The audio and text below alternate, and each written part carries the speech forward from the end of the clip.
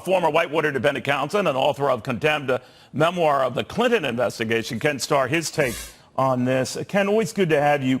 You know, I noticed in a couple of your comments post this report's release, you said, we went to the brink on obstruction, but didn't quite get to obstruction. What did you mean by that? Right.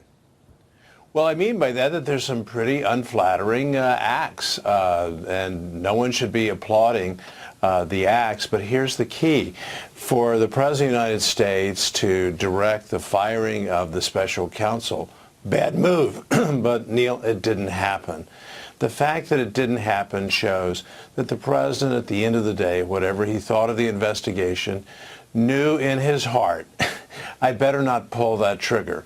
Richard Nixon pulled the trigger. Ulysses S. Grant pulled the trigger. But he did pull the trigger in this way, right, Ken? I mean, he did, if it weren't really for Don McGahn, for example, his counsel at the time, he could have pulled the trigger that the president wanted him to fire Bob Mueller, but he didn't. So it wasn't so much the president not pulling the trigger as some of the people around him opting not to pull it. No, Neil, don't quibble on this. The president has the authority to do it. And so all he has to do is just to say, hey, Mr. McGahn, I hired you, please. I told you what to do. He didn't do that. So he didn't force the issue, you're saying. And so because of that, that does not meet the definition of obstruction. Well, first of all, I don't think that even if he had fired Bob Mueller, that had been carried through, that would constitute obstruction, right?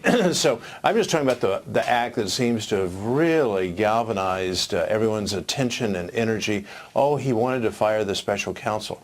The president had the authority to do that. If he had been bribed to do that. Did Bill Clinton have the authority to fire you?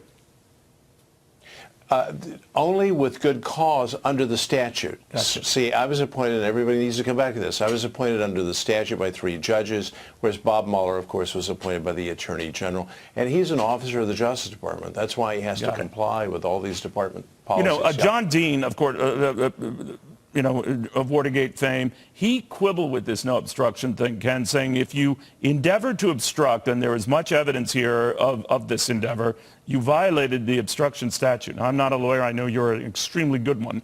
So obviously people interpret this whole obstruction thing differently. Now, clearly, even the Mueller folks could not determine one way or the other on this issue. So shouldn't it be a dead issue, or is it a dead issue? Well, it may not be a dead issue politically, but it should be a dead issue legally. And why is that? And that is because Bill Barr and Rod Rosenstein consulted widely within the Department of Justice. I had the privilege of serving 2 tours of duty there, and so I know what that process was like. Bill Barr's not just sitting around, what do I think? He's consulting with the experts. And with all due respect to Bob Mueller and his staff, they have a very capacious view, obviously, of the obstruction criminal statute. And they're wrong. I respect them, but they're just absolutely wrong under the Supreme Court's very, shall I say, appropriately narrow construction of what constitutes the crime of obstruction. So sometimes we talk about obstruction in a very general, common, everyday sense, but what we're really talking about here is, did the President of the United States commit crimes? And the point is, he did not, as I see it, including with all of the obstructive acts. I think Bill Barr's judgment, Rod Rosenstein's judgment, was exactly right. What do you get then from the cooperation issue? A lot of people have been saying, oh, the president was fighting this tooth and nail, but then I read details of providing thousands of pages worth of documents and virtually providing everyone in and around him an opportunity to speak to Mueller, including Dan McGahn, who apparently had 30 hours of back and forth with the Mueller team. So it looked like he was, despite the times he would get furious just about a probe himself he found unfair, he wasn't blocking it in that sense. So is that a fair criticism?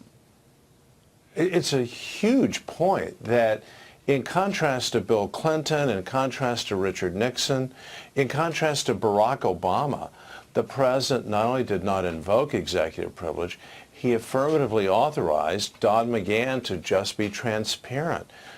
I'm surprised that the president allowed that, but he did. And that suggests to me, again, this overall intent. He hated the investigation. He thought it was terrible for the country, terrible for his presidency. And I happen to think that he's right. That is, we could have gone in a totally different direction, used a different mechanism. As you know, I've talked about, why didn't we use, if we wanted to determine whether it was collusion or not, use a 9/11 commission and have public testimony so we're not waiting for 2 years to see what Bob Mueller found through the use of the grand jury. There are advantages to that, but the big disadvantage is all this secrecy, all this buildup. But if the president is going to allow this openness, why didn't we see some of Don McGahn's testimony unfold just as the Senate during the Watergaters said, well, let's hear from John Dean. We all would have been better by that process. That's not to blame Bob Mueller. It's just we too frequently, Neil, say, let's have another special counsel. I say be very cautious, having experienced it in the iteration of an independent counsel. Be careful what you ask for. Yeah, it's usually lawyers asking for it, Ken. No offense to your fine field. All right. I know. I'll leave it at that. Thank you very much, Ken, and coming in on a Saturday. I appreciate it. Good. Ken Starr.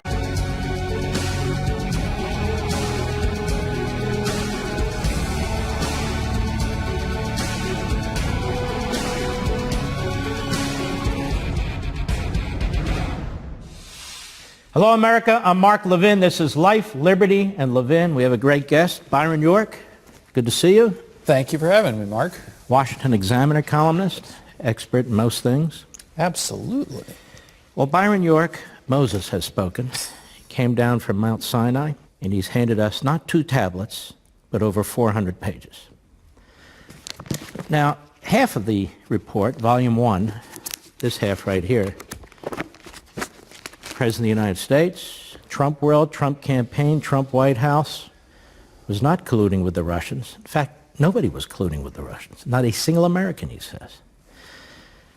Tell me, why do we need 200 pages to tell us that? And moreover, how did we get involved in an investigation, which in the end turned out to be nothing?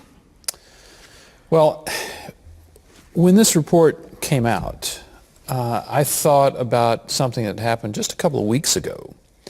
The president went to Capitol Hill, met with Republicans, wide-ranging conversation, but when it turned to the Trump-Russia investigation, by all accounts, the president referred to it as 2 years of BS. He used the whole word. And I think the Mueller report kind of confirms that that's really true.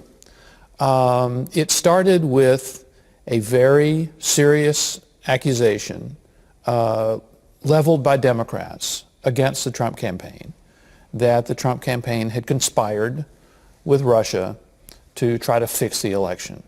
Now remember, we were in kind of uncharted territory back in 2016. I remember going to the Democratic convention, and we're getting news reports of these emails from the DNC that have come out, and they're kind of sowing some discord between the Hillary campaign and the Bernie campaign. And then later in the year, in October, just before the election, of course, the John Podesta emails came out. So, I mean, something funky was going on. There's no doubt about that. But this connection, this accusation that Trump was having something to do with it, that he was part of a conspiracy, is this accusation that got the whole thing started. And we know now, not from Mueller, but from Devin Nunes and others who have looked into this, that there were a bunch of people kind of pushing the idea that there was a Trump-Russia conspiracy. The intelligence and law enforcement agencies of the United States kind of got carried away with it. And by January of 2017, just 2 weeks before President Trump is sworn in, he's the president-elect, you have the director of the FBI in a one-to-one briefing with the president-elect telling him, we know about you and prostitutes in Moscow. I mean, just crazy stuff. And basically, Democrats, who do have a huge media advantage, were able to leverage this into kind of a big controversy and something that ultimately became almost a frenzy. And in May of 2017, you have what I think we've seen happen before, which is top officials in the Justice Department just panicked and appointed a special prosecutor. Rod Rosenstein, in this case, appointed Mueller the special prosecutor. I think we saw it years ago in the CIA leak case. I think maybe a number of your viewers might remember that. That's when there was this idea that the Bush administration, George W. Bush's White House, had exposed, blown the cover of a CIA spy. You had some of the same people involved, like Charles Schumer, screaming that there must be an investigation, there must be a special prosecutor, and the Justice Department kind of panicked, and they appointed one, and led to a multi-year investigation. And we found out later that they knew at the very beginning who had leaked this name. I want to unravel some of this with you. No collusion.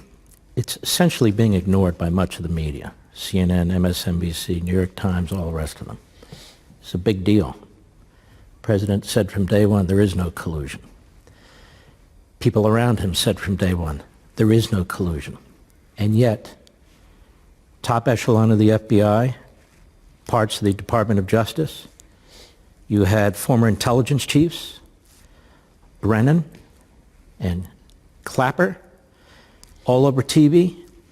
President was called treasonous, said he was doing Vladimir Putin's bidding. He was called a spy. He was called all these things, and not just by pedestrians, by people who served in the Obama administration. You had an interview with McCabe on 60 Minutes where he assumed, claimed that the President of the United States was all clogged up with the Russians. They were talking about the 25th Amendment. They were talking about what they were going to do about it. And you have a FISA application, a warrant issued, based in part on the dossier of an opposition campaign. The Obama government, federal law enforcement, federal intelligence, aspects of it, all geared up on collusion. There's no collusion. Are any of them going to be held to account? The Democrats in the House have no interest in this anymore. They moved on to part 2 of the report, which we'll get to later. This is the world's biggest never mind. I mean, it's astonishing.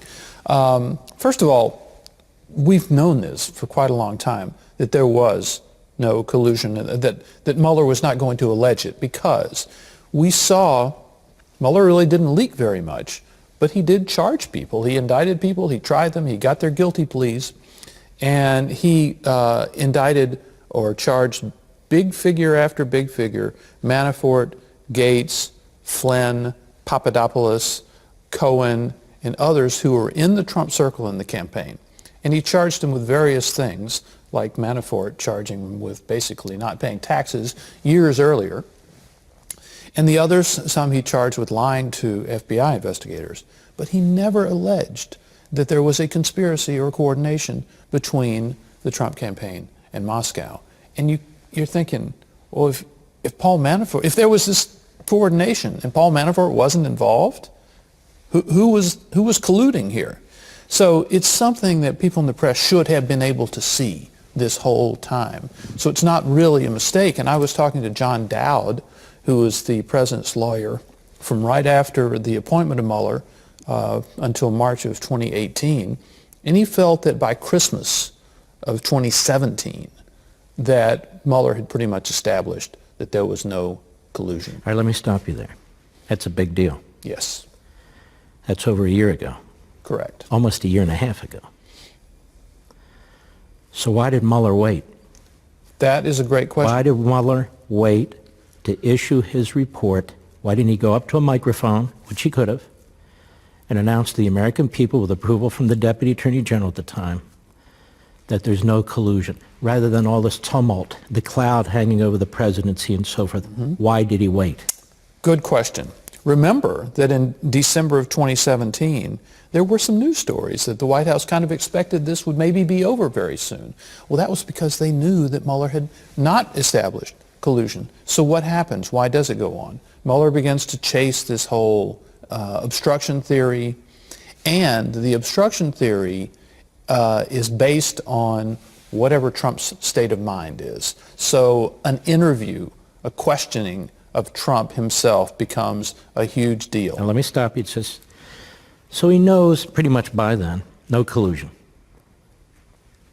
Now he's focused on obstruction. Focused on obstruction, maybe get false statements out of the president, twist them, maybe get perjury out of a president, maybe flat-out obstruction out of a president. The president made many public statements. He was very angry, an innocent man being accused of being a spy, among other things.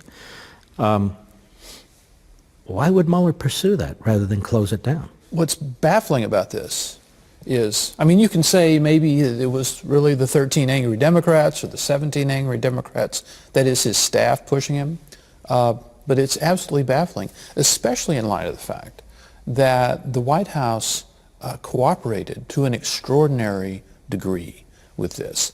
They offered all of the White House staff that Mueller wanted to talk to, they said, go talk to him, tell him everything, don't claim any privilege.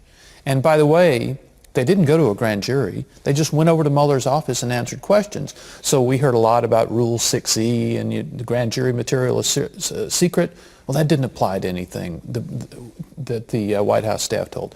They also handed over millions and millions of documents. So this is happening under the surface at the time that the president does call the investigation a witch hunt. He talks about the angry Democrats. He says it's a hoax. But underneath the surface, he's cooperating and sending everything over there. And he thinks that that is going to convince Mueller that he is cooperative, that he's open, that he's transparent, and that once this conclusion is reached, that there was no collusion, then the whole thing can go away. What he didn't count on was that Mueller would get caught up in this obstruction frenzy. And it's obvious the president and his team saw this as a dangerous possibility. Yes. Because they refused. The president wasn't going to be interviewed by Mueller. Now, Mueller could have issued a subpoena and try and force the president to come before a federal grand jury. He could have tested his powers. I've argued it wouldn't have flown, that no federal court would have agreed to that, certainly not the Supreme Court, because he didn't have the necessary predicate to be interviewing the president. In his report, this is the second part of the report. This is Volume 2. Volume 2, which the Democrats are focused on, having now rejected Volume 1, which is the collusion, which is what they charged to begin with. So I want to address this very thoroughly. So the President of the United States doesn't agree to be questioned, and shouldn't have, agrees to answer questions in writing. But it says a lot.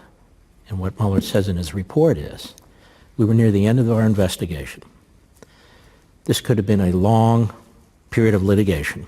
We wanted to wrap up, but we pretty much had everything we wanted anyway. Excuse me?